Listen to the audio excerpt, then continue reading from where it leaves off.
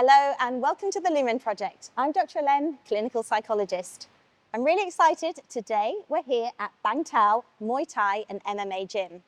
This is a mecca for professional fighters, sports tourists and all around lots of juicy guys. I'm meeting Anwar Gilbert today. They call him the Wizard and I had the pleasure of experiencing his amazing bodywork.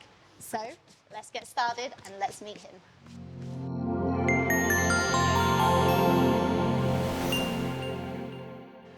So I'm here with Anwar Gilbert, multidisciplinary movement expert. Hello, Anwar. Hi. Thanks so much for joining. How are you doing? I'm doing well, thank you. How are you? Good, good. Okay, so Anwar, tell us a bit about you. What is it that you do? I'm one of the coaches here at Bang Tao Muay Thai. I teach a mobility class every day at 11:30.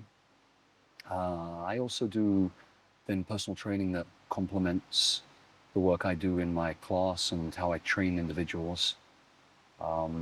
Yeah, it's kind of an eclectic range. We were just talking off of camera, trying to figure out how to explain it. But I personal train people. I do some manual therapy work, so soft tissue, fascia work. And then I try and bridge whatever I do with my hands or whatever I do in a manual component into a movement style, discipline or rehab or just exercise in general, yeah.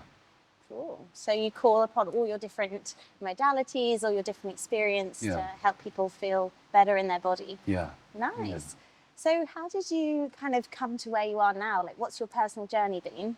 Okay, I left school kind of 15, 16 when you finished your last exams and wasn't really sure what to do after school, except I did like training, did like exercise. And I ended up doing loads of different jobs for a few years until I got my first job in a gym when I was 17, like 17 and a half. And then when I was 19, I then did the kind of full qualification in personal training. I'd moved to a few different places and started working for David Lloyd. Okay. Yeah, started working for David Lloyd. Gym. Yeah, and then I worked in the sales department, but they were offering this academy system where they would train you to be a PT. And at the time, I couldn't afford the cost of the training. So I think after about a year, I did my level 2, the gym cert, and then my level 3 with them. And I worked for David Lloyd for 5 or 6 years, doing loads of trainings with them. And they were really good about continuing education. So every year, they had within their facility discounted courses and trainings or kind of part of your kind of working for them. So I did everything from spinning to boxercise stuff, to so many things, Les Mills, BTS things. Yeah. And then, yeah, I then got interested in other modalities. Like I studied, I think my first training I did was a Pilates, mat Pilates training within David Lloyd. And I went up to the Reformer. I then did some yoga teacher training. I did manual, like a massage course. So going into sports therapy and sports massage and sports therapy. So you started life kind of as a gym coach, and then you moved more into yoga and massage. Kind of everything, really. I looked at yoga. I was training in the gym, and I kind of did a lot of bodybuilding, typical gym stuff at the very beginning of my personal career, let's say in sport. And then I got into jiu-jitsu around 2021, and I was a lot bigger and stronger, let's say, from the bodybuilding, but I couldn't actually move my body. So my example, my kind of justification then at the time was if I do a yoga class a couple of times a week, that will be my stretching. And I did Bikram yoga, I think 3-4 times a week for a year. And I ended up liking it and enjoying it, and it shifted the way I taught my clients and brought stretches in, and it definitely influenced me as a coach. And then I did my first 100 hour, and then I think about 2 or 3 years later, I did a 200 hour and then a few other 200 hours. And wow. Yeah. So you really went in on the yoga side of things. Yeah. And I guess that experience maybe opened your eyes to maybe the more mental or the more spiritual side of sport. For sure. I think, especially in my own personal career and the way I even taught people and the way I was taught, we're very much encouraged to, I don't think extremes is the right word, but do something that someone else tells you to do and to try to achieve this thing. So people are doing push-ups or squats or lunges, eventually at the detriment of their own posture and alignment and form. And, you know, it's kind of, I was part of it in that way, telling people to go harder, do more, push those limits without actually getting in foundation of alignment, breath, control, pressure, feeling, sensation. And yeah, what ended up happening, just, we'll jump ahead to this now, is I ended up getting a really bad neck injury about 6 years ago. Sorry to hear that. That's okay, yeah. And that stopped me doing everything, really. I was barely walking, I was in a lot of pain. And what I realized, all of the, even probably just the first few years of my training, that was so ingrained and enforced into my patterns and behavior and habits that I'd learned to be better. I'd changed the way I'd breathe. I had this stuff that I'd layered on top of bad habits and bad patterns. So when I got this injury, which you could maybe describe as a really bad whiplash injury, it was the straw that broke the camel's back. I then became super weak down to just my poor foundations and fundamental movements. So the last kind of 6 years of my journey now has been 3 or 4 years from the neck injury, just learning to really walk and move and breathe again. And then now adding that into how to lift weights, how to strength train on top of that, and how to fight, how to now teach other people those key principles. And it does come from a mindset base. Like, part of my journey was discovering Feldenkrais. I'd already done the Feldenkrais method, I think 12 or 15 years ago. And at the time, it obviously wasn't right for me, so I just ignored that method and didn't really pay attention to it. And then not being able to do much and not walking so much, I had a lot of time to research.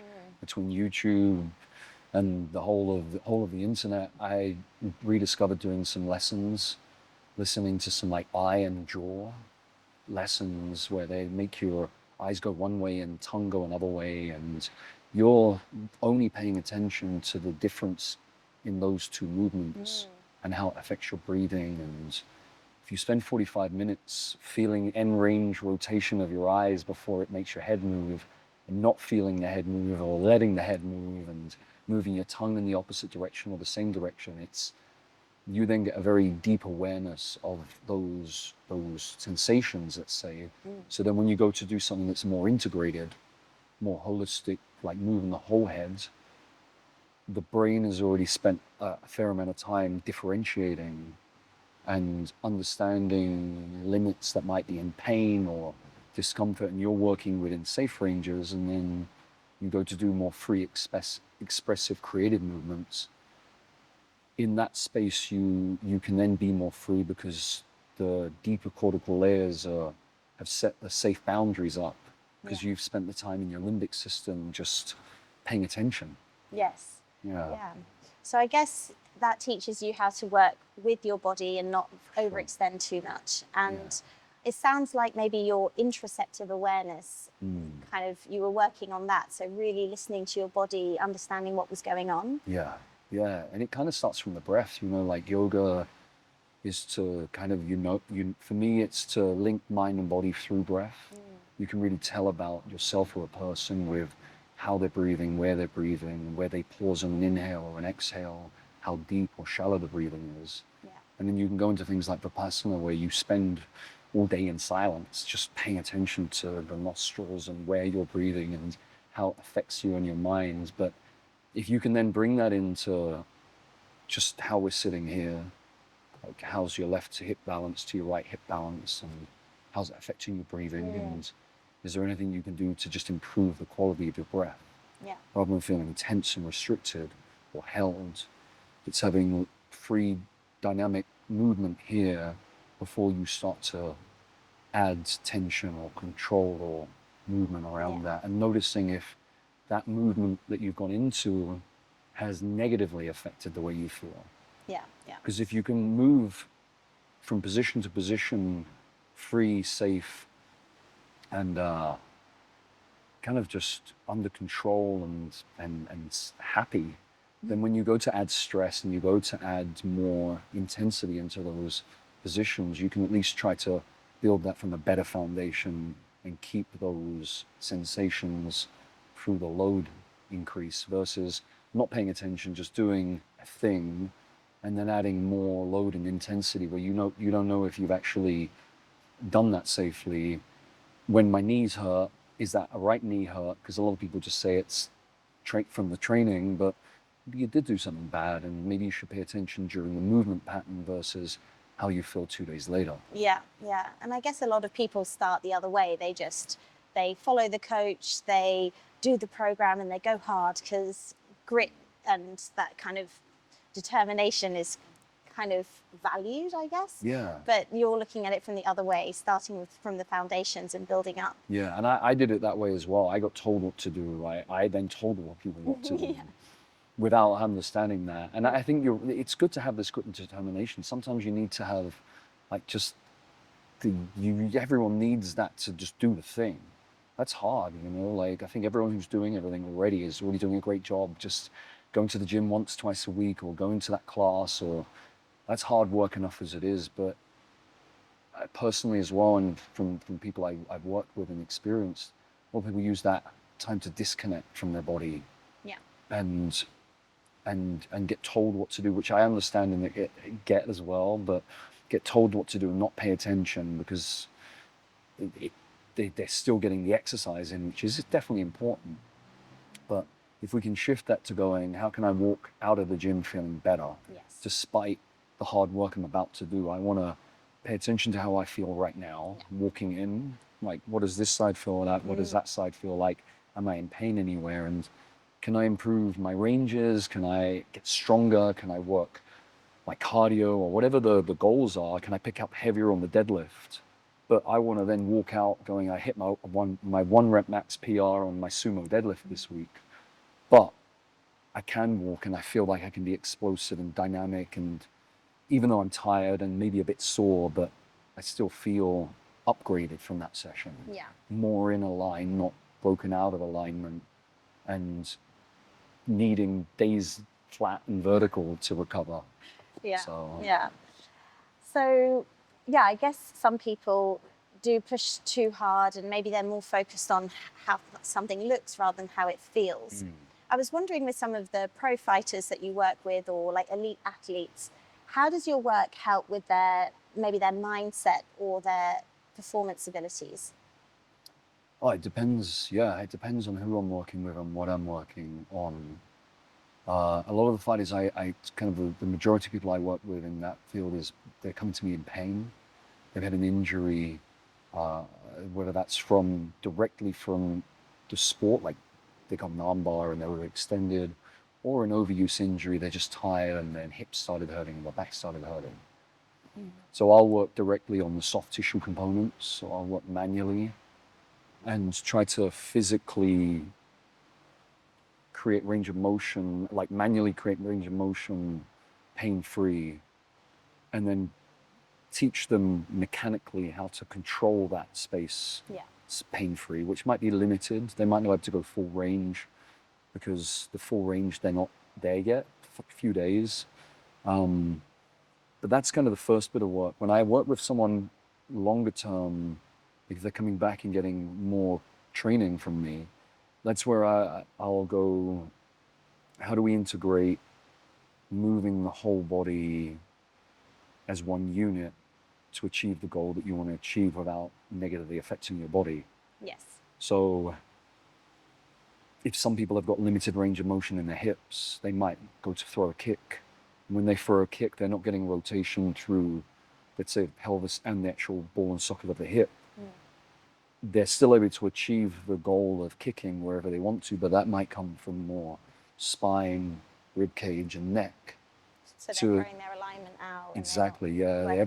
Everything's changed. They still achieve the target of a head kick or a rib, like something like wherever they're aiming for. But I always, if you look at any Bruce Lee movie and pause in any shot of Bruce Lee, whether he's upside down doing a backflip or fighting 4 guys at once, doing something, his spine is perfectly aligned. You'll see that typical silhouette of that kind of cobra back of Bruce Lee, but his arm might be here or back there and his leg might be over there. But everything central to him is and it's not stiff, it's just, that's neutral for him. Yeah, so he's got good integrity at all times. Yeah. And I was curious, so when you do release people, I'm just wondering whether some maybe emotions release, or because I know obviously the body keeps a score, and a lot of what I've been learning about is how tension, pain is stored in the body. Do people, I don't know, talk about things or feel a certain discharge if you release them physically? Sure. We've got a lot of sensory nerves in our fascial system, not just like in certain muscles and in certain areas. Like the fascial system itself contains, I think, 4 types of sensory nerves. Like Prunfini. I would love to remember all of these, but so much to remember. Let's get ChatGPT to kind of put these up and maybe get me to voice over. So really smart. please, you've got these 4 types of sensory nerves, and they're your kind of proprioceptive nerves. If this is kind of where, like, the Feldenkrais talks a lot about this, where a lot of this is your ego that manages you in 3D space. So the way you look at me through your eyes, through the bridge of your nose, through a certain head position, through a certain shoulder rotation, is maybe slightly different with me, how it would be with your mom, with your children, with your partner, or your body language, your emotions. There's maybe a slight variation in your personality, and that's not just in your words. It will be in your physical gestures. And a lot of what Feldenkrais says is you might not necessarily work with the direct emotional trauma that's within that physical posture, but if you address the posture and you release the tension, like, I'm jumping ahead here, but he calls it parasitic tension. The tension that you hold in your body that takes you out of alignment is so much just neurological that it's, to me, when I feel it, it is definitely emotional. When I'm able to do my lessons and move around and feel those imbalances, that is just neurological tension or parasitic tension I'm holding, and I learn in those lessons how to release. Definitely comes with an emotional component. Like when I had my neck treatment, I was getting Feldenkrais a few times a week, like manual therapy, like manual, they call it functional integration, the manual part of it. So I was getting functional integration. I don't remember having my first one. I'm laying on this table getting these like spasms and twitches, not really experiencing this before, being very okay with it, like open-minded, but just kind of almost laughing. And then all of a sudden there's like tears. I'm not crying, but there's like these tears coming through, and I'm again okay with it. And it was then the woman, I was already doing Feldenkrais training, but it was the woman who was doing things. She was talking to me more about just, it comes out that way. And there's a lot of trauma held there. So kind of going back here, but whenever we get any type of trauma, someone like Tom Myers and Feldenkrais will say that we hold that tension in the body.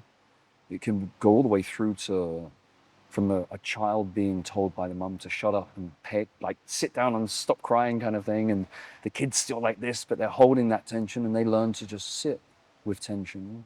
So maybe trauma in the womb, to maybe, you know, the spirals of the DNA from ancestral can all relate to just how you're wired together and the twist and the spin of your fascia. There's an amazing video called, I've lost the name of it. It's about unfolding the heart. It's like a 2-minute video, I think, where a doctor, you can dissect the heart, and do you know how if you cut a toilet roll, it unfolds? Yes.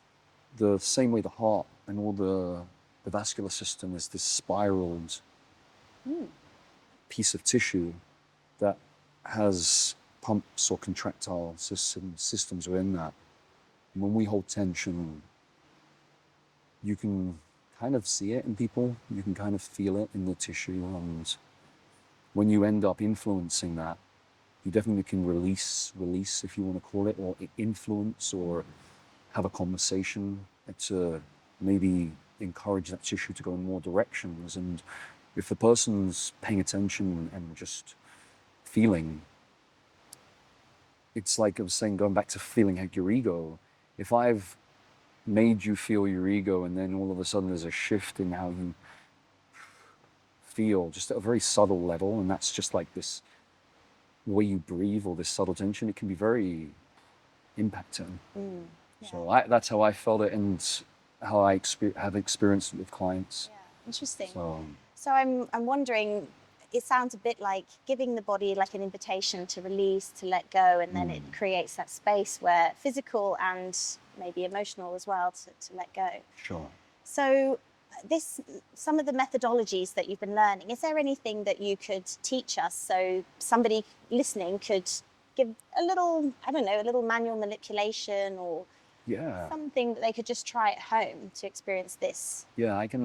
We can do some breathing. So I can just talk you through some zone breathing, like breathing down into the belly and trying to laterally expand the rib cage versus upper respiratory breathing. I find that's a nice shift that I like to teach people at the beginning, and it's quite an easy, not easy, but it's an easy method. It just requires attention.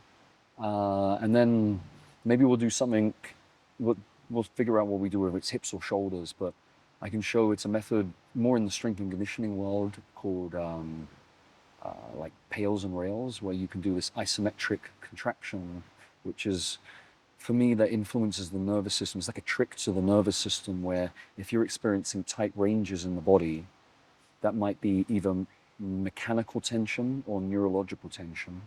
So the mechanical tension is where it's in the tissue, like there is a damage to the tissue where you restricted range. But very often we find that there's neurological tissue. It's where neurological tension, sorry, is where the brain doesn't trust the body's strength or capability to go into those ranges. So it limits you.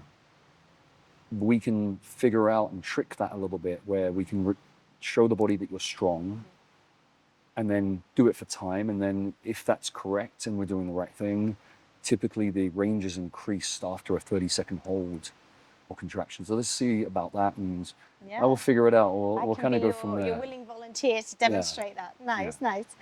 So yeah, I also wanted to ask you a bit about, the evolution of your work. So I know that you're interested in Qigong, Tai Chi. So how has your work sort of now evolved, and what do you understand about more holistic practices? I do definitely think that I say everything's the same, everything's the same. I don't think that exercise is a separate component. I don't think nutrition is a separate component. If you look into ancient Indian medicine and ancient Chinese medicine, they would have things like Ayurveda. All of the Vedas themselves were teaching like book of prayers, book of song, book of medicine, book of spells and potions. They had ways of incorporating, before maybe religion was even formed, just this integrated life thing. And yoga even includes that, from like having a clean mind and clean body practices, clean like habits, like brush your teeth and go and have a shower and think good thoughts, and not just do the physical practice, not just do the breath practice, not just do this, but how does it all, one of my teachers says, how do you take your yoga off the mat?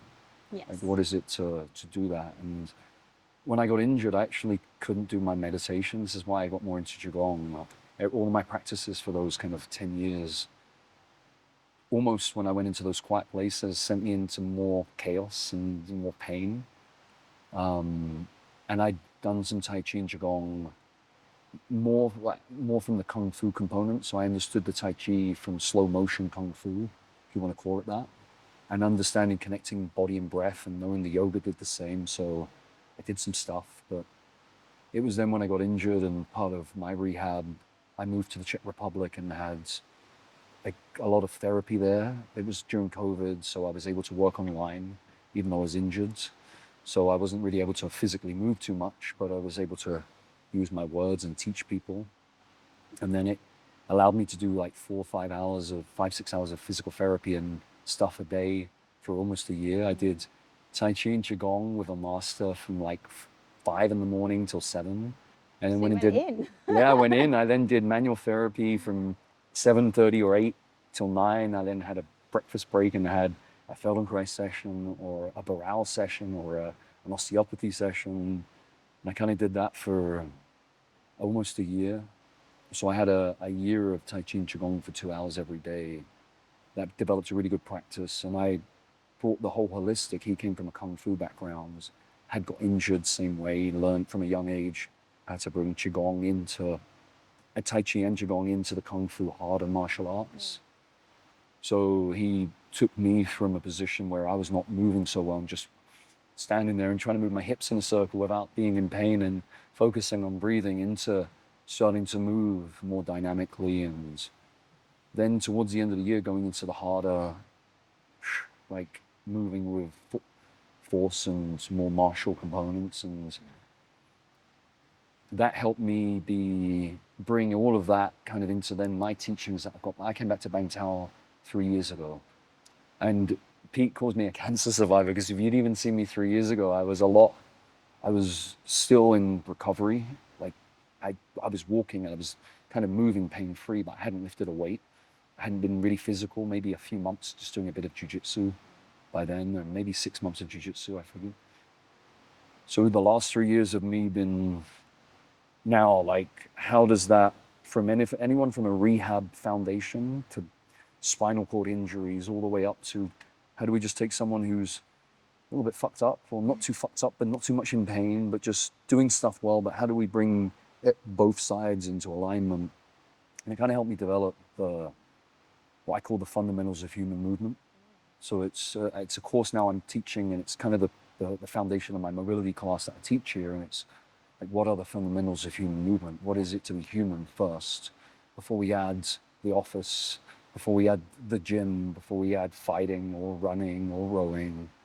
Like, what are the human things, and how do we make sure we're there first as a foundation, or as a fundamental place in each position? Yes, yeah. Before we add on. Sorry, go on. Yeah, no, I was just going to say, it's making me think a bit about a car analogy. You know, if a car is built well, it's maintained with that consistency, then it can really start to perform. But if the car is neglected, you can't always be pushing the car always to the limits, because eventually it's going to break down. Yeah, and you need to make sure all the components of the engine, the exhaust of the radiator, of everything is efficient. And that is the nutrition, the breathing, the training, the feeling.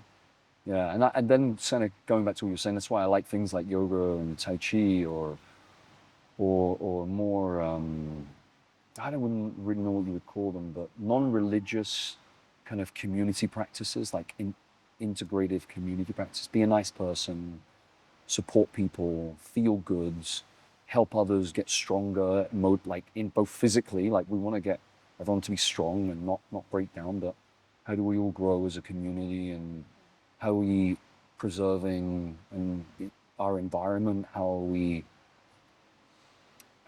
feeding ourselves, our children, like, is this going to be good in 100 years, in 5 generations? And it's kind of the best I can, bringing all of those practices together, and it's fucking hard. It's real hard. But it is, you know, on that note of the wider impact, it's making me think, if we really look after ourselves, we've got good awareness, we're not always pushing, striving, then we've got then capacity to connect with others more, and just to be really on this planet in a wholesome and healthy way. I think people who are super stressed with a lot of tunnel vision, always pushing, striving, they don't have that soft awareness of everything else going around them. Yeah, like, what's it for at the end of the day? It's kind of, the present is such a short moment. If you look at it like an hourglass, yes, we have the future and the past in those dosages, but that one grain of sand is really all we have the opportunity and time for. If we can bring ourselves there and take that awareness and enjoy, try to fucking chill out and calm down and be in a good place. But I think the community part is important. Like, if you surround yourself with good people, that's why I love it here. Like, I'm super fortunate to be around people like this. Like, obviously I've worked hard to be in the position I am, but people fly in on their holiday, they save their money and they work really hard all year to come here for a week, 2 weeks, a month. They've saved everything. And they're here, and they're excited, and they're training, they're upgrading themselves. And you hear this diet tip and this training method, and that one's crazy, but that one's interesting. And you learn from your peers, you learn from your friends, and they're going to motivate you to get better. Like, we had a competition the other day, and it was just good to be around people to work hard about something that they've trained for a bit, to push themselves beyond a few limits, in a really fun and motivating way, and your body will do things that they would never have done before in those environments, and then you get an upgrade. Yeah, yeah. And then it's like, yeah, everyone's happy together. Instead of being knackered and sore because of the hard work they did, they're all like, wow, we did great, look at this. And Yeah, I love that. I love that here. It's a nice, it doesn't feel like a hugely competitive environment, but one Yeah. that's like promoting excellence and just training together. I think so. So we could talk I know. for hours and hours. I could. But I think it would be cool for you to demonstrate using me as your guinea pig, Yeah. you know, what you do, how you can manipulate your body, so maybe other people can learn a bit more. Great. Okay. So Let's do shall we something. hit them out? Yeah. All right. Thank you. Thank you. Thank you. Okay, so we're going to do a component of the assessment. I'm going to do some hip kind of mobility tests. We're going to do a movement-based hip assessment, and then I'm going to do a manual-based one just to see if those match. What I'd like you to do, you're going to copy me as I do this. You're going to lift your knee up as high as you can. You're going to then open from this hip. You're going to then try and rotate by lifting your foot, and then send that leg all the way behind you, and then come in from the back. Nice. You're going to reverse. You're going to open the hip. You're going to lift the knee and the ankle all the way, all the way, all the way, and then you're going to tap that down. Good. We're going to do the same leg. Normally I would move around, but I'm going to get you to face that way now. I'm going to record your last one so you can see what I see. Okay. So you're going to do the same movement. So you're going to lift your knee. I'm going to move just so you can see me still. You're going to lift your knee. You're going to open. You're going to rotate. You're going to keep rotating. Keep trying to lift that ankle. Yeah, all the way, all the way, all the way, and come in from the back. You're going to reverse. And you're thinking of moving all the way from your hip socket. All the way from your hip socket. Good, and then tap it down. So stay where you are, actually, it'll be easier. I'll just move around behind you. 1 second. Okay, when you're ready, let's lift your knee up again as high as you can. Then open your knee by opening your hip. That's it, as wide as you can. Yep, now lift your ankle and rotate. Good, and then send that all the way round, all the way behind you. Good, and then reverse that movement, go back. Open the knee and the ankle, lift, lift, lift, lift, lift, lift, all the way up, and then place down. Great. We would do the same on the other side, but just for time, I'm going to show you what I see. Normally, I would balance this for asymmetry to see what's happening left hip and right hip, but normally, whatever happens on one side happens on the other. So I asked you to move through your hip, and when I asked you to go into internal rotation, instead of internally rotating through the hip, you moved your pelvis and your lower back. You'll see it here. So you opened, and instead of then lifting your ankle, yeah, exactly. Compensated with my body. Yeah. So what we're looking for is what's your first movement pattern, and you can see how much your spine, chest, rib cage, and that's, yeah. So what I'm looking at, why is this? I think it's too hot on the end of the day here. Maybe. So what I'm looking for is my phone to work for one. That's it. Something that goes between these two. Okay. I can't rewind there, but these two movements where you're moving in the hip versus in the spine, and including this part. So what I'm going to do, I'm going to test that hip. Okay. I'm going to test it through internal rotation passively. Lay on your back. Good. You can bend or straighten this leg, whatever's comfortable for you. I'm going to work here. So relax through the leg. Through the leg. I'm a bit sweaty, so I apologize. It's okay. Yeah, I know. What I'm looking for is, with a relaxed leg, I'm looking to see how much internal rotation. So when I take your foot outside of your midline, just because of the nature of the knee bends, this is actually internal rotation. If I straighten your leg, you can see that you're internally rotating.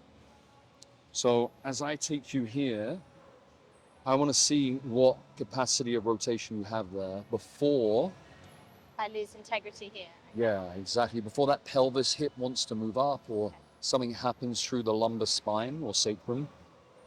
So I'll go here. Say this is 0 degrees. I'm going to bring it to here. I'm going to say this is about 40 degrees. Great. So I'll show you how to do this as an exercise in a moment. But what I'm going to try and do with you is an isometric to see if it's neurological tension or if it's mechanical tension. So what I want you to do is very gently try to bring your foot this way but not from the toes. Think that you're moving from your hip and you're bringing that foot to the midline from the deepest part of your hip socket. Okay. So try to, yeah, good. Relax, relax, relax. Try again. I don't want to feel that this moves out of alignment. Okay.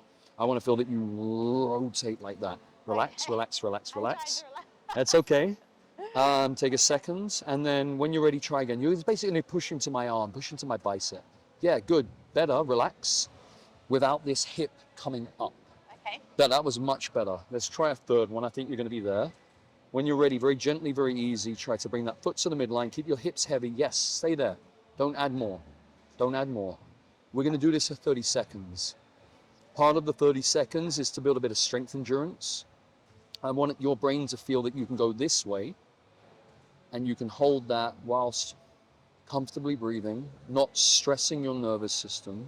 Feel that you're going into my bicep, bringing your foot, keeping the hip heavy or the lower back heavy, should I say? Okay. Yep.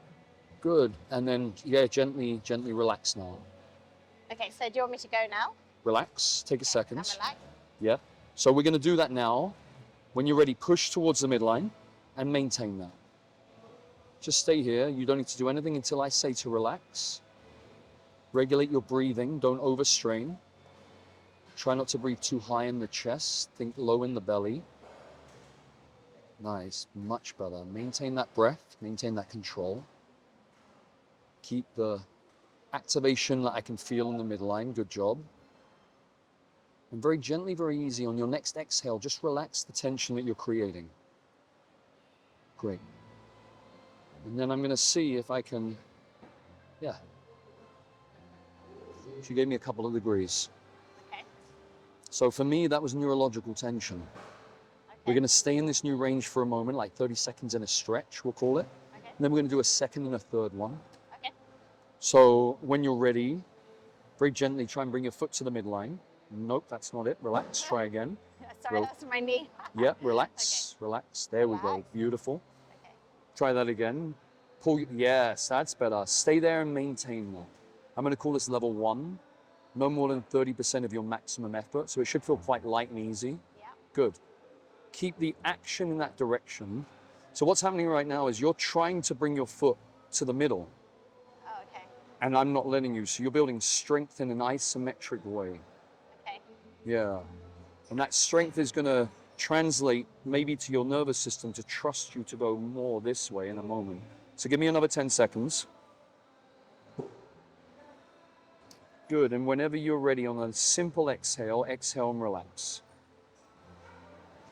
Good. Relax the hip, relax the leg, relax the knee. Good. And then I'm going to retest and see. So I'm not in any pain, but I'm getting information from something deep in, like a hip flexor or something. I Okay. don't know what it is. I want to know what happens when you light that up. So take a second, just pull that towards the midline again. Try not to pull the knee. Okay. Try to bring your foot. Does that light it up more, or does that make it better? Wait, do the exercise? Yeah, pull it Okay, again. all right. Good, stay there. Does that get better or worse? Better. Better, okay. So by putting a bit of tone in that tissue rather than stretching it more, your nervous system positively reacts to that. So I'm not going to try and stretch you more. That's Yeah. enough for today. Yeah. Yeah, and that's good. I mean, it felt very light. It feels light, but I don't know. I was just feeling like some. It's our first time doing Yeah. this, so to be safe, 2's enough. Yeah. 2's enough. We've already increased like 5-6 degrees range of motion in your hip right now. Very gently, very easy, relax. And instead of stretching you more, that was just giving you that new range and just Yeah. holding it there. Yeah, yeah, yeah. Good. When you're ready, you're going to do one more now, but Okay. you're not going to go hard. You're going to pull to the midline, and I'm going to let you go, but control it a bit. Okay. So let's go pull that foot to the midline. Nope, that's not it. Relax. That's okay. Do that again. Try and bring your foot. Yes, more. More, more, more. So this is the training component. And then keep the resistance, but let me move you, but don't feel that strain that you felt earlier. If it does, just tell me stop. Okay, now go again. Your turn. Push, push, push, push, push, push, push. Sorry, Push, there's a push. fly It's distracting okay, me. I see him, I see him. He's buzzing around. Good, now my turn. Maintain control. Oh, sorry. Don't, it's okay, don't worry. You're doing great. Let me move you. Stay relaxed, but let me move you. And then your turn one more time. I'm going to let you move me, but I'm going to resist you a little bit. Yeah, so we did 3 of those. And relax. Relax. Relax. Yeah, it's hard not to fire other bits. Like Yeah. I felt I was firing here.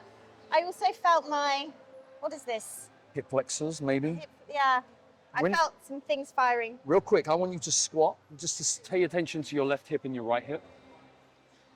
Yeah, this feels more buttery. Good, nice, I like that. Lunge on one leg and lunge on the other. And then pick the leg up and then maybe see how that feels to balance and kick.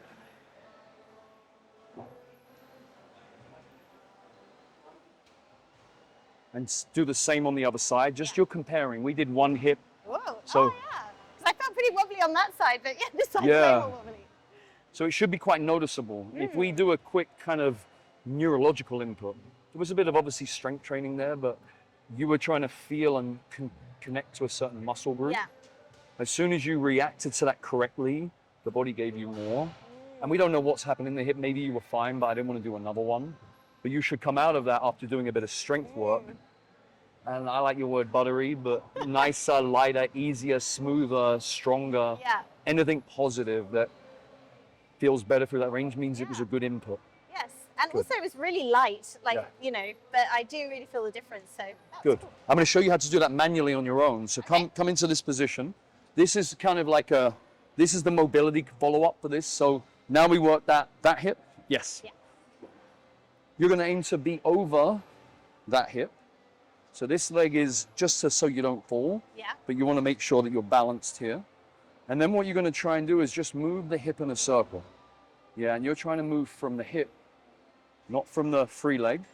Am I doing this correctly? Because Think about this. You keep doing this. What I want you to think about is you're doing that movement. okay, I feel like Yeah. a hula dancer. Yeah, kind of. I want you to make a circle right here.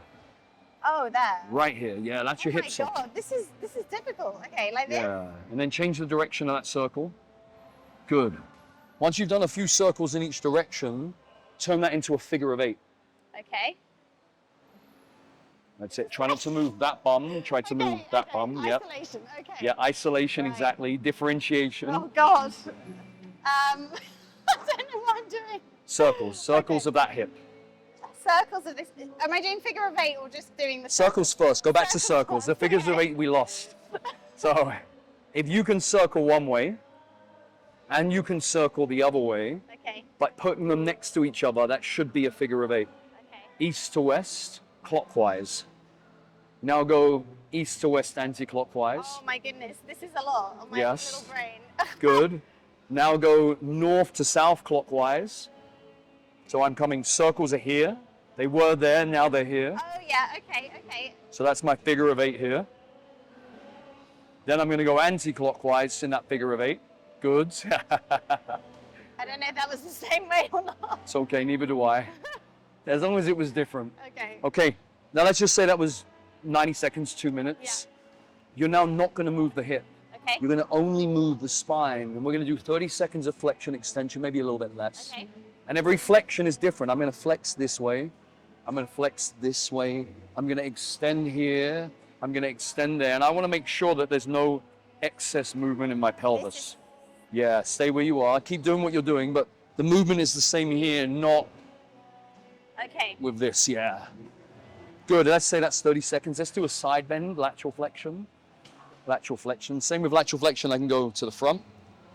I can go to the back. I can look at my top hands. I can change by looking up or looking down. Good. Different variations of side bending so that the stable hip receives different information of movement of the spine. And then rotation.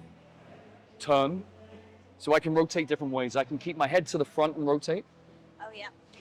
I can turn my head with my chest and rotate. Or I can turn my head against and rotate. I can turn my head again, yeah. And then I could just maybe move my arms into a figure of 8, and that will be different types of rotation and lateral Okay. flexion. So when Stand I'm up. twisting and stuff, I didn't feel much pain. That's correct, right? It's just a little bit. Now squat. Now lunge. Yeah. I feel something on my knee from leaning down. Okay. But yeah, wait. Okay, let me squat again. Squat again. Yeah, yeah. Lunge. We can do, if we have time, I'm happy to do knee and ankle. We can keep going. It's just from Yeah. kneeling down, I think. Yeah, How do you feel? Yeah, it's really opened it up. Good. Even though we just did that for a short time. Good. Okay, I'm nice. not going to do a third because we don't have time to do both sides. Yeah. And I don't like doing 3 of one thing. Yeah. Because I think that might spin you out too much and keep you in that position. But you would do the same thing. Nice. The last thing that we would do before you go back and retest would be a blocked skill version. Okay. And that's where you can go like, I'll show you here real quick. So this hip will go here. Let me move this bench out the way. Good. So what I want you to do is hug the whole bar. Bring your hip and your foot close. Foot a little closer. Good. Top or bottom, it doesn't matter. You're going to grab hold of the bar. Nice. Now what you need to know is this is feedback for your spine. Okay. Whatever happens in this hip shouldn't move you. Okay. Don't hold on for dear life. Use it as a very light base of support. So if Yeah. you feel your hip coming away, put your chest in there as well. Really, Okay. if you feel your chest moving, if you feel your back moving, that means they're moving. compensating, okay. Yeah. So what I want you to do now is lift your knee a little higher, a little higher. See, that's full range. Yeah. That's neurologically your chair. And then from here, you're going to open. Yeah, really nice. This is the hardest part, but yeah, good. Keep that action. Send the leg behind you. Don't let your chest move. Nice, yep. Send the leg behind you in the hip. Not, yeah, slowly, slowly, slowly. All the way around, all the way in. Come in from the back. Take a pause. Maintain control. Good. Down regulate your nervous system. Control your breathing. Let's go back. Reverse. Open. Maintain control of the shoulders. Yeah, really nice. Lift your ankle as high as you can. Be aware of this. Good. Trying to move from the hip. Excellent. And tap down. I've got shaky legs. Good. Is that normal? That's good after 1. We would be normally doing 3, but because of time, I'm just Yeah. going to do 1. Now, on the 3rd pass, this is what I make people do. This is normally the hardest part. Yeah. So we're going to spend time in variations. So I'm going to do internal rotation here, and I'm going to pay attention to no additional movement and feel where it wants to, but Yeah. really good control. And then I'm going to change my angle, and I'm going to do the same. Nice. We spend about 30 seconds on that last pass, the 3rd pass. Change your angle. Now, with your knee, which is your hip, make a circle. And feel the movement and absorb it through deep relaxation, not stress and holding. I want you to feel balanced, not held. Change your angle one more time. Lift your ankle. Now give me one more circle with the intern. Yeah, me too. Keep the shoulders, show me game face, poker face, smile. Easy. Good. Don't let your nervous system feel it. Keep going. And then bring your knee in and slowly come down. Okay. Good, take a That second. was more challenging. Good. That's the one you can kind of do at home for the internal rotation. Now, Okay. just come back and retest your hip. See how you feel. Squat. Oh, yeah. Well, now much bigger difference. Yeah. Good. Lunge. I'm going to record. Don't make this look bad now. You got to give me your best version. Okay, when you're ready, give me one more hip circle. Lift your knee. Pay attention to what you used on the bar. Open the knee. Nope, open the knee first, out to the side. Yep, all the way open. Yes, stay there. Now rotate slowly. Lift your ankle. That's better. With control. Yeah, way more control. Good job. You feel the difference? Yeah. Yeah, good job. And then reverse. Open the ankle. Pay attention to Like the other this? way, the other way. Yeah, there you go. And then lift the knee, lift the ankle. Really good control. Really good control. Way better. And down. Yeah? So look at the difference. So it felt like I lifted it less high, but I don't know if that's the case. That may have been the case, but you had more control. Yeah. And to me, that's better. Look. Look how your hips there. Look at that internal rotation. There's no, Yeah, nice. there's no belly forwards or chest forwards Yeah. and bum. I can see you rotating in your hip right there. Okay. Okay, cool. So that's one hip. We would do two. We would do shoulders. We'd do spine and whatever else. Nice. So what do you think are some of the benefits? Obviously, there's physical benefits to improving your hip mobility, but are there sort of, I don't know, does it help you to feel more like grounded and stable if you've got open hips, or? I think so. We can obviously connect any energetics towards that, and kind of grounding your hips, your pelvis are very physical grounding devices. But I think increasing any range of motion, we can talk about legs because that is physical mobility, that any range of motion in a joint feels quite liberating. Yeah. It's going to give you bigger ranges of motion. In those ranges of motion, they should be pain-free. Yeah. Some people have large ranges of motions, but they're in pain. Some people have limited ranges of motion, and then trying to get to more is in pain. So what should happen with this is, first of all, you feel better. Yeah. And that feeling for me is the biggest part of it, is Yes. it's trying to then remember how good that feeling is. How do I do more exercises like that? How do I train like that? How do I wake up tomorrow feeling like Yes, that? yeah. And when we first met, I just had a baby and I hadn't been doing much exercise and I was all out of kilter, but I think now I've been doing more exercise, and if I practice this, I think I'll Yeah. probably stand better, kind of work out in a more so. aligned way. Yeah, if you're able to move your hip really well in all Yeah. ranges, when you then go to just do simple Yeah. walking or just standing, Yes. those hips should be balanced right in the center of you. Yeah, nice.